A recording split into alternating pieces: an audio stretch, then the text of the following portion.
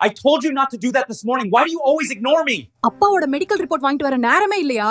வேலை இன்னைக்கோ நாளைக்கோன்னு I இருக்கு. didn't do anything. வீட்ல நிம்மதி சுத்தமா இல்ல. Stop blaming me for everything. தொரைக்கு டைம் எப்போ கிடைக்குமோ? இவளோட நிம்மதியே இல்லையே. சாரி அருண், வேலை போயிடுச்சு.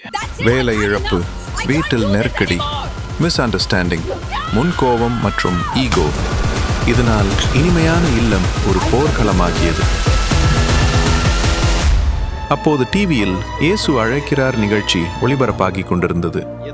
அந்த நிகழ்ச்சியில் பால் அண்ணனும் சகோதரி இவாஞ்சலின் அவர்களும் சேர்ந்து ஒன்றாக கரம் பற்றி கொண்டு ஜெபித்ததை பார்த்த அந்த தம்பதி செய்தியை கூர்ந்து கேட்டதுமில்லாமல் அவர்கள் கைகோர்த்து ஜெபித்ததை பார்த்து தம்பதியினரின் பரிசுத்த இலக்கணத்தை அவர்களின் மூலம் புரிந்து கொண்டனர். உங்கள் கண்ணீர் எல்லாவற்றையும் ஆண்டவர் துடைத்து உங்களுக்கு ஆசீர்வாதத்தை கொடுத்து உங்களையும் உங்கள் அவங்கள பாருங்க, உயர்ந்த ரெண்டு பேரும் சேர்ந்து ஜபிக்கிறாங்க.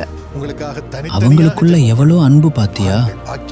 அவங்க தனித்தனியா போராடல, தனித்தனியா ஜபிக்கல. பைபிள்ல சொன்ன மாதிரி இருவர் மூவர் எங்க சேர்ந்து ஜபிக்கிறீங்களோ அங்க நான் இருப்பேன்னு கர்த்தர் சொன்னார்ல, அதத்தான் அண்ணனும் அக்காவும் செய்யறாங்க. ஒரு சின்ன மனஸ்தாபம் கூட இருக்க வழி இல்லைன்னு நினைக்கிறேன்.